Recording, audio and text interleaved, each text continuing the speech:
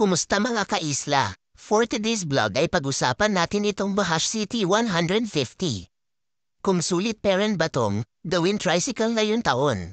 Ang Bahash City 150 ay upgraded version ng Boxer 150.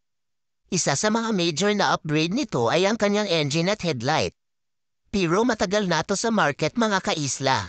At isa rin to sa pinakamurang pan-tricycle na motor. Di rin basta-basta ang motor na to.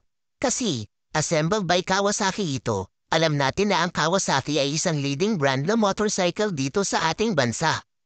Kaya marami ang nagtitiwala at tumatangkilik sa kanilang mga motor. Kaya hindi rin ipagkaela na itong Bahash City 150 ay isa sa mabantang motor ni Kawasaki. Lalo na sa mga probinsya. Tinatangkilik talaga ito. Pero bakit nga ba mabinta ang motor na ito? Kasi dahil sa kanyang mataas na power, sa murang presyo, well tingnan natin. 4-stroke, air-cooled, single-cylinder 150 cubic centimeters engine. Its improved 150cc engine was engineered to provide increased power and acceleration, while still maintaining its fuel-efficient character.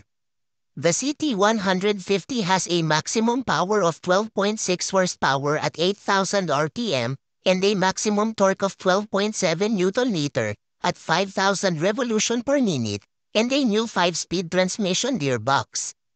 All this combined provides riders the perfect combination of a smooth ride, powerful performance, while maintaining good fuel efficiency.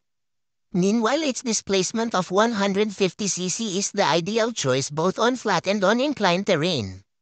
Kung i-compare natin sa ibang Pantra model motorcycle, itong CT150 ay may malakas na power na taglay kumpara sa ibang motor na kapareha ng kanyang engine displacement. Dagdag pa nito ang kanyang malaking tangke ng gasolina na kaya magkarga ng 10 liters. At ang fuel consumption nito ay 55 km per liters. Ito yung hinahanap talaga ng mga Toda driver. Sa mahal ba naman ng gasolina ngayon? Maghahanap ka talaga ng matipid sa fuel consumption, lalo na at gamitin mo to sa hanap buhay. At ito yung kayang ibigay ng Bahash City 150. Meron na rin tong USB charging port na malaking tulong kapag nalobat yung cellphone mo. Ang headlight nito ay halogen bulb na rin, maliwanag na rin ang buga ng ilaw.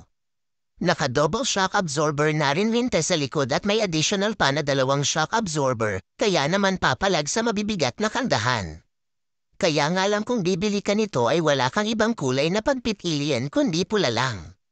Wala na kasing ibang kulay ang nilabas si Bahash kundi red color lang sa kanilang Bahash City 150. Sa price naman ito nagkakahalaga ta ng 66,000 pesos. Di ba murang pan-tricycle na motor? Na mayroon malakas na power at 5-speed transmission gearbox. Kayo mga kaisla, sulit pa ba ang Bahash City 150 ngayong taon?